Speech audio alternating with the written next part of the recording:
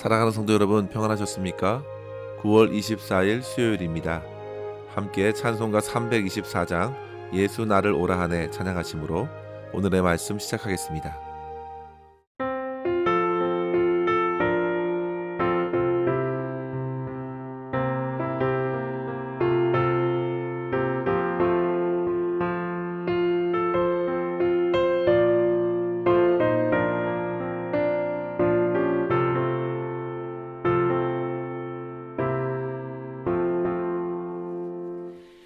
예수 나를 오라 하네 예수 나를 오라 하네 어디든지 주를 따라 주와 같이 가려네 주의 인도하심 따라 주의 인도하심 따라 어디든지 주를 따라 주와 같이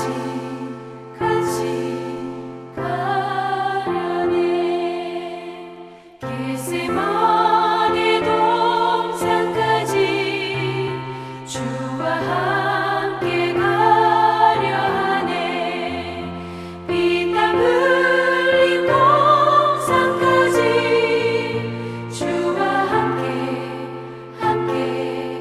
가려네 주의 인도하심 따라 주의 인도하심 따라 어디든지 주를 따라 주와 같이 가려네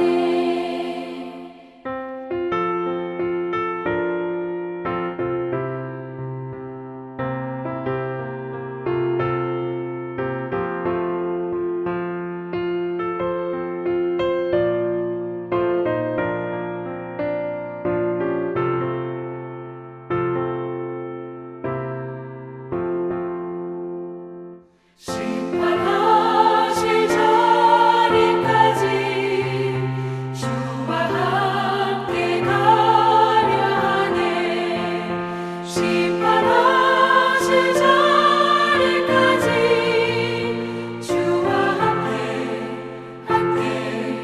가려네 주의 인도하심 따라 주의 인도하심 따라 어디든지 주를 따라 주와 같이 가려네 주가 크신 은혜 내려 나를 항상 돌보시고 크신 영광 보여주며 나와 함께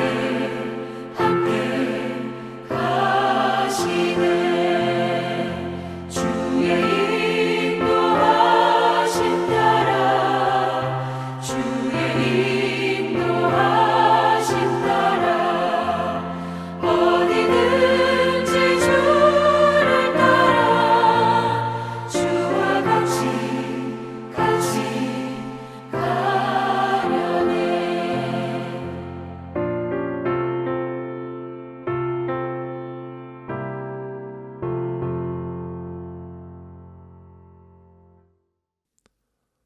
아멘. 이 시간 함께 나눌 말씀은 마태복음 25장 31절에서 40절 말씀입니다.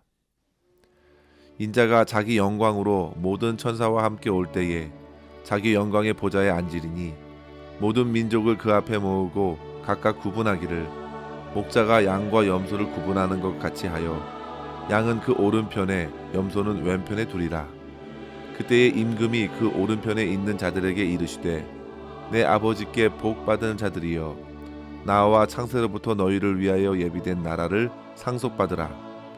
내가 줄일 때에 너희가 먹을 것을 주었고 목마를 때에 마시게 하였고 나그네 되었을 때에 영접하였고 헐벗었을 때에 옷을 입혔고 병들었을 때에 돌보았고 옥에 갇혔을 때에 와서 보았느니라. 이에 의인들이 대답하여 이르되 주여 우리가 어느 때에 주께서 줄이신 것을 보고 음식을 대접하였으며 목마르신 것을 보고 마시게 하였나이까. 어느 때에 나그네 되신 것을 보고 영접하였으며 헐벗으신 것을 보고 옷 입혔나이까. 어느 때에 병드신 것이나 옥에 갇히신 것을 보고 가서 배웠나이까 하리니 임금이 대답하여 이르시되 내가 진실로 너희에게 이르노니 너희가 여기 내 형제 중에 지극히 작은 자 하나에게 한 것이 곧 내게 한 것이니라 하시고. 아멘. 성도 여러분, 저는 아이들을 키우면서 아이들을 통해서 배우는 교훈들이 참으로 많다는 것을 느끼게 됩니다. 어느 날 딸아이가 정말 드문 일인데요. 집에 들어오자마자 가방을 열어 젖히더니 학교에서 받은 시험 점수를 꺼내어 보여줍니다. 간만에 높은 점수를 받고서 아빠에게 보여주고 아빠의 칭찬을 기대하는 그 아이의 모습에서 때묻지 않은 순수함을 보게 됩니다. 저는 그럴 때면 한없이 기뻐하면서 칭찬해 줍니다.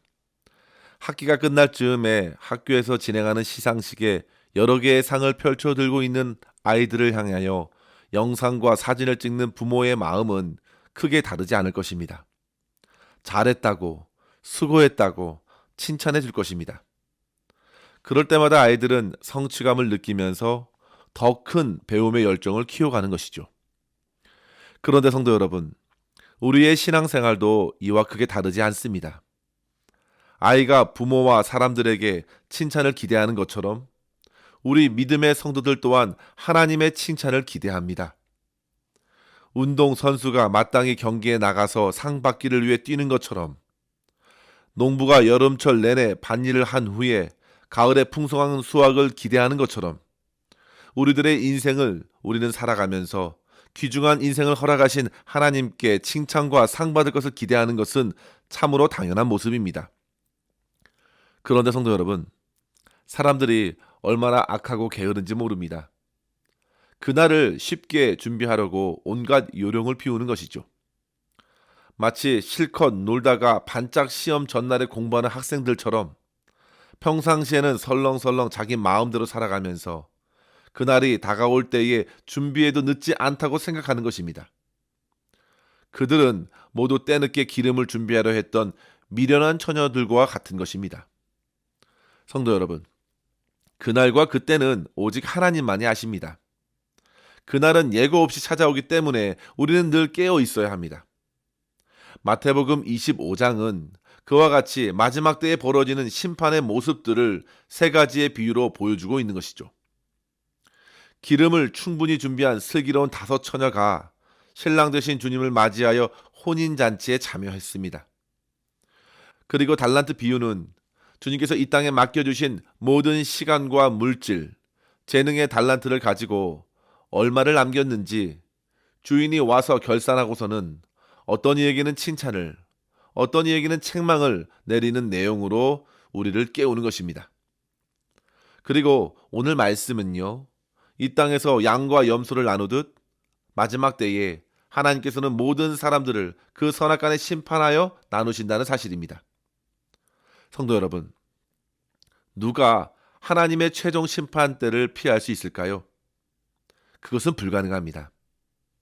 그렇기 때문에 성도 여러분, 그때를 깨어 준비하지 않으면 너무나 당황스러울 수밖에 없을 것입니다.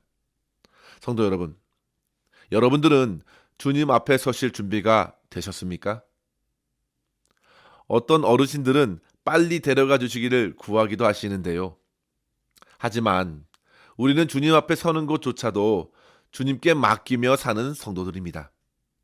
우리의 때가 아닌 하나님의 때에 우리 모두가 마땅히 주님 앞에 설 것을 믿어 의심치 않습니다. 하지만 이 땅에서 오늘이라는 사명을 우리에게 또한 주셨기에 오늘도 말씀으로 깨워 그날을 향해 준비하면서 오직 믿음으로 살아가는 것이죠. 그렇다면 성도 여러분, 마지막 때에 양과 염소와 같이 나누신다는 이 말씀을 통해서 우리는 어떠한 믿음으로 오늘을 살아내어야 할까? 이 시간 2가지로 살펴보면서 도전을 얻기를 원합니다. 첫째로 성도 여러분, 양과 염소로 나누시는 분이 누구신가 생각해야 합니다. 그분은 바로 하나님이심을 반드시 기억하십시오. 누가 재판장인가, 누가 기준이 되시는가 생각하는 것은 매우 중요한 일입니다. 여러분들이 직장에서 면접을 보신다고 생각해 보십시오. 그렇다면 반드시 그 면접관의 성향을 알아야 되지 않겠습니까? 그가 어떤 사람인지, 어떠한 질문들을 많이 하는지, 어디에 중점을 두고 있는지, 그것을 잘 알고 준비할 것입니다. 세상의 법정에서도 가장 선임 재판관이 누구이고, 그가 어떠한 재판을 해왔고, 어떻게 판결을 내렸는지, 그동안의 그의 성향을 고려하여 재판을 준비하는 것은 너무나도 당연한 태도입니다. 그렇다면 성도 여러분, 오늘 말씀에서 최종적으로 양과 염소를 나누는 분을 주목해 보십시오. 31절에 인자가 자기 영광으로 올 때에 영광의 보좌에 앉을 것이라 했습니다. 모든 민족을 그 앞에 모으고 각각 구분하는데 바로 예수 그리스도께서 양과 염소로 구분하는 것입니다. 32절에 보시면요, 마치 목자가 양과 염소를 나누듯이 확실하게 나누는 것입니다. 성도 여러분, 일반적으로 목자들은 낮에 양과 염소를 모두 함께 풀어서 풀을 뜯도록 합니다.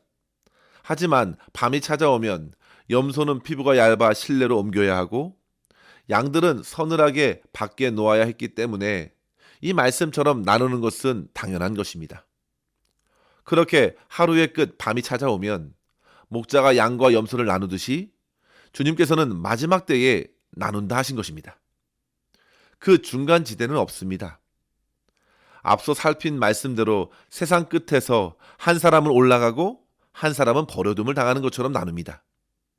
지난주 살펴본 말씀대로 농부에 의해 가라지와 알곡이 나누듯이 어부가 그물 아래 잡힌 물고기를 좋은 것과 못된 것을 나누듯이 주님께서는 그 영혼들을 나누십니다. 이 땅, 이 세상에 밤이 찾아올 때에, 인생에 밤이 찾아올 때에 분명 둘로 나누게 될 것입니다. 이러한 구별은 세상에서도 보게 됩니다. 세상은 다양한 계층으로 사람들을 나누지요. 출신으로 나누고 경험과 지식으로 나누고 참으로 다양하게 세상의 방식과 기준대로 서로 나눕니다. 그래서 세상에서 나름 성공하며 살아가려면 세상의 기준들을 주목하고 준비해야 하는 것입니다. 하지만 성도 여러분, 세상의 나눔은 그저 한시적인 나눔일 뿐임을 기억하십시오. 그렇게 나눠줘 봐야 불과 100년입니다. 오늘 말씀에서 양과 염소의 나눔은 그와는 차원이 다른 영원한 결과로 이어집니다. 그렇기 때문에 더더욱 중요한 것입니다. 그렇다면 성도 여러분, 영원한 나눔이 벌어지는 그 자리에 이르기까지 우리는 어떠한 마음으로 준비해야 할까요? 먼저는 세상의 구별 기준에 마음을 빼앗기지 말아야겠습니다. 세상의 여러 가지 평가나 주위 사람들의 판단 기준들, 그것으로 우리의 인생들을 갈기갈기 나누어서 여러 갈등과 소외를 일으키더라도, 억울한 일로 이어지더라도 결코 낙심에 빠질 이유가 없겠습니다. 그런 것들은 참으로 한시적인 나눔일 뿐이기 때문이죠. 성도 여러분, 우리는 이 세상을 위해 창조된 것이 아닙니다. 영원한 하나님 나라의 백성으로 창조되었고 구원받은 것입니다. 그 나라를 상속받을 것을 기대하십시오. 우리의 삶의 방향과 올바른 삶의 기준은 세상과 사람의 그 무엇이 아닌 오직 예수 그리스도가 되심을 굳게 믿으십시오. 주님께서 최종적인 심판자이십니다. 오늘 본문을 통해 주님께서 무엇을 보시고 나누시는지 주목하십시오. 그것은 세상의 기준과는 너무나도 달랐습니다. 한마디로 주님께서는 믿음의 여부로 그들을 나누신 것입니다. 예수님과 어떤 관계에 놓여 있었는가입니다. 35절에 보시면요, 내가 줄일 때에 너희가 먹을 것을 주었다. 내가 목마를 때에, 내가 나그네 되었을 때에, 헐벗었을 때에 어떻게 하였는가? 주님께서 처한 상황에서 어떤 태도로 주님을 대했는가? 주님과의 관계 안에 있었던 사람들이야말로 하나님의 복을 받는 자로 여겨주신 것입니다. 그들은 창세부터 예비된 하나님의 나라를 상속받게 되었습니다. 그러나 41절 이후에 보시면 주님과의 관계와 상관없이 살았던 사람들은 어떻습니까? 마지막 때에 나를 떠나 마귀와 그 사자들을 위하여 예비된 영원한 불로 들어간 것입니다. 성도 여러분, 우리 주님께서는 무엇보다도 하나님의 복을 저와 여러분 모두가 받아 누리기를 원하십니다. 그래서 먼저 복받을 자들을 언급해 주신 것이죠. 주님께서는 참된 믿음으로 살아가는 신자들에게 하늘의 복을 허락해 주시기를 원하십니다. 따라서 성도 여러분, 우리는 주님의 판단과 주님의 생각에 합당한 믿음의 성도가 될 수 있도록 주의 말씀으로 우리의 영혼을 늘 깨워야겠습니다. 세상의 기준과 세상의 평가를 쫓으려 말고 오직 주님께 인정받는 성도로서 우리의 속사람에 허락하신 믿음을 더욱 크게 키워가면서 오직 주님과 깊은 관계 안에서 주님을 만날 수 있고 주님을 섬길 수 있는 저와 여러분 될 수 있기를 주의 이름으로 간절히 축원합니다. 둘째로 성도 여러분, 주님께서는 일상의 삶에서 드러난 믿음의 열매로 그들을 나누셨다는 사실을 기억해야 합니다. 그 열매는 그 나무를 보여줍니다. 열매로 그들을 아는 것입니다. 속일 수 없습니다. 주님과의 관계가 그와 같이 열매로 증거되는가 스스로 돌아보십시오. 본문에서 두 부류는 모두 나름대로 주님을 섬겼다고 생각했지만 평가는 달랐습니다. 우리 주님께서 보시는 것은 주님 앞에 드러난 예배 의식이 아니라 주님이 생각지 않을 법한 일상의 삶이었습니다. 두 부류 다 주님께서 언제 굶주렸고 어느 때에 목마르셨고 어디에서 나그네 되셨고 어떻게 헐벗었는지 주님께서 어떻게 병들으셨고 어떻게 옥에 갇히셨는지 그때를 알지 못합니다. 그래서 두 부류 모두 언제 그러했습니까? 똑같이 물은 것입니다. 실제 그들이 임금을 만날 리 없었기 때문이죠. 하지만 성도 여러분, 임금은 일상의 삶에서의 그들의 믿음을 보기 위하여 그들에게 지극히 작은 자로 접근하신 것입니다. 어떤 외식적인 믿음이 아니라 사람이 보든지 아니 보든지 상황이 좋든지 아니 좋든지 실제 믿음이 있는가 확인하고 싶으셨습니다. 성도 여러분, 우리는 우리 믿음이 주변의 사람이나 환경에 따라 변화되는 것을 늘 경계해야 합니다. 참된 믿음은 일관성을 가지고 있습니다.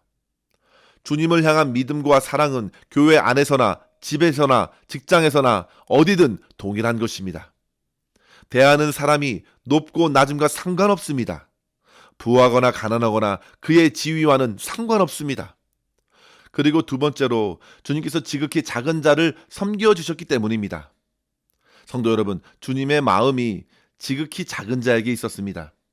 그래서 주님께서는 낮고 낮은 모습으로 이 땅에 오셨습니다. 그만큼 모든 영혼들을 품어주시고자 하셨습니다. 성도 여러분, 주님의 관심을 보십시오. 여러 병으로 고생하는 사람, 약하고 갇히고 소외된 사람들이었습니다. 성도 여러분, 특별히 오늘 본문에서 말하는 작은 자는 누구일까요? 그는 참으로 도움이 필요한 자입니다. 그들은 멀리 있는 사람이라기보다 내 형제 중에 지극히 작은 자였습니다. 그들은 세상에서 소외된 사람들입니다. 그들은 연약한 사람들입니다. 주목을 받지 못하는 사람들입니다. 그들은 섬김을 받을 수 있어도 되갚을 수 없는 형편에 있는 사람들이었습니다. 그리고 오늘 말씀에서 한 가지 중요한 것이 있다면 양과 같은 사람들이 그들을 섬기기 위해서 어떤 특별한 능력이 필요한 것이 아니었다는 사실입니다. 줄인 자에게 먹을 것을 주었고 물을 주고 나그네를 섬겨주고 옷을 주고 병들었을 때는 돌아보고 갇혔을 때는 위로하는 것, 이것은 실상 크게 어려운 것이 아니었습니다. 하지만 염소와 같은 사람들에게는 그렇게 할 마음이 전혀 없었던 것이죠. 성도 여러분, 그럼 우리는 스스로 질문해야겠습니다. 과연 나에게 그와 같은 마음이 있는가? 사랑과 섬김의 마음이 우리 안에 있는가? 그것은 곧 우리 안에 믿음이 있는가와 다르지 않은 질문입니다. 사랑하는 성도 여러분, 저와 여러분의 심령에 심겨진 믿음은 항상 선한 열매로 이어짐을 믿습니다. 간절히 바라기는 마지막 때까지 항상 주님을 향한 사랑으로, 그리고 연약한 형제들을 돕고 위로하며 섬기면서 장차 주님의 날에 주님의 칭찬을 듣고 주님께 영광 올려드릴 수 있기를 주의 이름으로 간절히 축원합니다. 기도하겠습니다.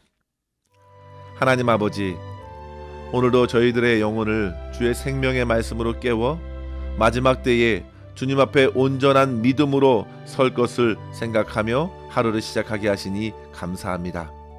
아버지 하나님, 모든 인생을 선악간에 판단하실 주님을 진심으로 경외하게 하여 주시고 주님의 은혜와 사랑으로 구원받은 것을 결코 잊지 말고 늘 감사한 마음으로 주변에 붙여주신 영혼들을 사랑하며 기쁘게 섬겨가면서 하나님께 영광 돌리게 하여 주시옵소서.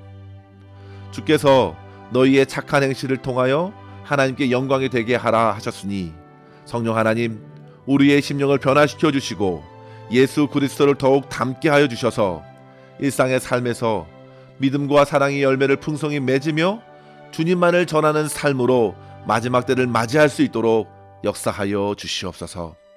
오늘도 우리의 모든 삶을 주님의 손에 온전히 의탁하옵고 감사드리며 우리 구주 예수님의 이름으로 간절히 기도드리옵나이다. 아멘. 사랑하는 성도 여러분, 오늘도 주님과 함께 승리하시기를 바랍니다. 감사합니다.